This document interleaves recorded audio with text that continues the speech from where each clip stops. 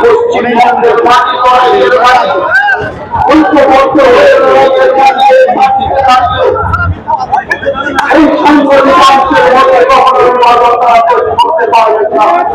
রাজ্য সরকারি কর্মচারী সহ গ্রান্ট ইন এড শিক্ষক এবং অশিক্ষক সমস্ত কর্মচারীদের বকেয়া দিয়ে মিটিয়ে দেবার নির্দেশ দিয়েছেন সুপ্রিম কোর্ট। কিন্তু প্রশ্ন হচ্ছে, রাজ্য সরকারি কর্মচারীদের কোন একটি অংশ বকেয়া দিয়ে কিছুটা পেলেও এখনো পর্যন্ত সম্পূর্ণ বঞ্চিত রয়েছেন এই গ্রান্ট ইন এডের শিক্ষক অশিক্ষক কর্মচারী এবং পেনশনভোগীরা। স্বভাবতই তাদের মধ্যে নানা রকমের প্রশ্ন হচ্ছে যে তারা এই ডিএ কেন পাচ্ছেন না। সেই পরিপ্রেক্ষিতে আজকে কলকাতার রাজপথে সুবোধ মল্লিক স্কোয়ার থেকে কলেজ স্কোয়ার পর্যন্ত শিক্ষক এবং অশিক্ষক কর্মচারীদের বা গ্রান্ট ইন ভুক্ত যারা কর্মচারী তাদের একটি বিরাট মিছিল বা পদযাত্রার আয়োজন করা হয়েছিল। কলেজ স্কোয়ার এসে সেই পদযাত্রাটি শেষ হয়। এই পদযাত্রায় সামিল হয়েছিলেন বহু শিক্ষক অশিক্ষক এবং গ্রান্ট ইন এড কর্মচারীরা, এবং সেখান থেকে তারা স্পষ্ট বার্তা দিয়েছেন যে সরকার যদি আগামী দিনে তাদেরকে বকেয়া দিয়ে না মিটিয়ে দেন তাহলে তারা এরপর অন্য ধরনের গুরুত্বপূর্ণ আইনি পদক্ষেপ নিতে চলেছেন। এই অনুষ্ঠানে উপস্থিত ছিলেন বিশিষ্ট আইনজীবী বিকাশ রঞ্জন ভট্টাচার্য সহ আরো অন্যান্য আইনজীবীরা।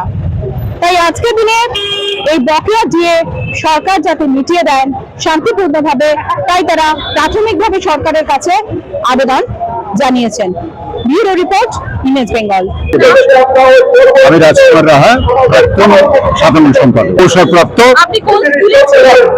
আমি দেশবন্ধু বিদ্যাপীঠ ন্যাশনাল হেডমাস্টার ছিলাম। আমরা পেনশনের একটু উন্নতি চেয়েছিলাম এবং তার জন্য এখনো আন্দোলন করেই যাচ্ছে, কিন্তু কিছু পেলাম না। এখনো পর্যন্ত সরকার কোন রকমই দিয়ে বাড়িয়েছে, সরকারি স্কুলে টিচাররা পাচ্ছে, অথচ এগুলো গ্রান্ট ইন এডের আন্ডারে তারা কিছুই পায়। এইসব নানা রকম দাবি দেওয়া তো আছে, বা আমাদের পেনশন সম্পর্কে সচেতন হন সরকার, এইসব নানা রকমের জন্য আমরা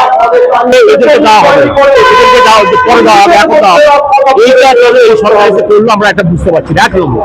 2 নম্বর, আমাদের যে মমতা ব্যানার্জি যখন ইন্টারিম বাজেট তৈরি করে তখন কিন্তু উনি 4% দিয়ে গেছিলেন।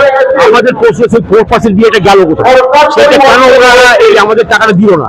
আমরা ভাবছি এটা কি 4% দিয়ে অক্টোবর পর্যন্ত নিয়ে গিয়ে সেই টাকাটাকে দেওয়া হচ্ছে। 1 নম্বর।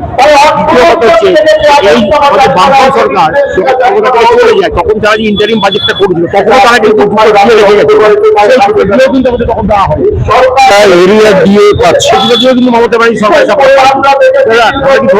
সরকারি ফেল মানে দাঁড়িপাল্লায় সমান। এই দুটো সরকারি কর্মচারীকে আমরা কিছু দেবো না, আমরা শুধু যাদের দিয়ে আমাদের ওই যোজনা চলবে, চলবে, হ্যান্ড চলবে, তাদেরকে পয়সা দেবো। এদেরকে আমরা বিএলওর কাজ করাবো, সব কাজ করাবো, কিন্তু এদেরকে এইটা আমরা দেখতে পাই। আজকে দেখুন আমরা অবসর পাবো, যেরকম $150-200 টাকা ওষুধ লাগে, 500 টাকা ইয়ে পাই, আপনার কি বলে আমাদের আমরা বারবার দাবি করছি যে আমাদের স্বাস্থ্য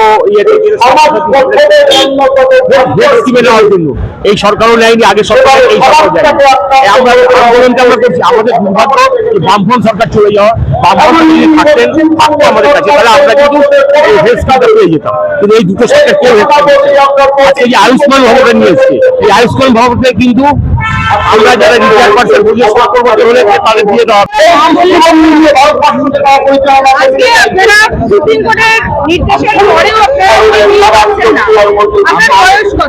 হ্যাঁ, আমরা তো আমার এখন 74 ইয়ার্স। দেখুন, সরকার আসার সময় ওরা বলেছে খুব দ্রুত সব দিয়ে দেবো, কিন্তু দিয়েও দিল না তাড়াতাড়ি, বলছে অগাস্ট থেকে হবে। আর পে কমিশনের টাকা এখন পাওয়াই বলছে, ফলে আমরা চাইছি এগুলি যেন দ্রুত দেয়। তা না হলে আমরা মানে আগেকার সরকারের সময়ও দিয়ে না দেওয়ায় আমাদের পেনশন করেনি, ফলে আমরা খুব ভুগছি এই ব্যাপারে।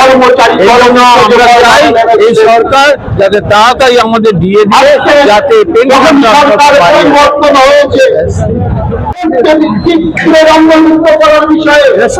এমনকি বাজেটে কোনো অর্থ বরাদ্দ না করার চুপচাপ থাকা। আপনারা আজকে সেখানে দাঁড়িয়ে কয়েকজন ব্যক্তি দীর্ঘ রাস্তা আপনারা রাজপথে মিছিল করলেন, মহামিছিল করলেন। এর মধ্যে দিয়ে আপনারা কি বলতে চাইছেন, কি বার্তা দিতে চাইছেন? সরকারকে বার্তা দিতে চাইছি যে আমরা আমাদের বিভিন্ন এই যে শিক্ষক শিক্ষিকা শিক্ষাকর্মী মাধ্যমিক প্রাথমিক বিভিন্ন স্তরের অনেকগুলো আমাদের আত্মার সংগঠন নিয়ে আজকে আমরা সভা করছি। এটা একটা কি বলবো, বারবার আমরা সভা করেছি এবং আমাদের কোর্টে কেস হচ্ছে, সুপ্রিম কোর্ট পর্যন্ত তার যে রায় আছে এই যে ডিএটা দেয়া, আমরা দেখছি ডিএটা নিয়ে সাংঘাতিকভাবে রাজ্য সরকার তথা আমাদের যে এখন মুখ্যমন্ত্রী অধিকারী তিনি কিন্তু এটা নিয়ে তালবাহানা করছেন এবং তালবাহানা করছেন। আমরা দেখছি, আমরা ভাবছি এই ধরনের কথাবার্তা বলছেন, মানে আমরা ভাবছি যে এই লড়াইটা আমরা এমন একটা জায়গায় নিয়ে যাব যে উনি বুঝতে পারবেন যে শিক্ষা জগতের সঙ্গে মানুষ মানে ছাত্রছাত্রী অভিভাবক এবং আপামর জনসাধারণের সমাজের প্রত্যেকটা স্তরের মানুষ আমাদের সঙ্গে জড়িয়ে আছে। আমরা মনে করি এই লড়াইটা সেই স্তরে আমরা পৌঁছে দেবো। আমরা নিশ্চিতভাবে নভেম্বর ডিসেম্বরের মধ্যে যদি আমরা কোনো একটা স্থায়ী সমাধান না পাই, সর্বোচ্চ লড়াই জন্য আমরা পথে থাকবো এবং পথের মধ্যেই লড়াই করে আমাদের দাবি আমরা শিখে নিই। আমি গৌতম পাল, এবিটি রাজ্য কমিটির মেম্বার, আলিপুর সাব ডিভিশন আমি বেচুয়াবাদের ভদ্রী হাই স্কুল পশ্চিমবঙ্গের মাটি করাইয়ের মাটি ঐক্যবদ্ধ হয়ে এই সংগঠিত মানুষের মধ্যে কখনো করতে পারবেন না। অভিজ্ঞতার মধ্যে দিয়ে মুখ এবং মুখোশকে চিহ্নিত করা, তার জন্য যে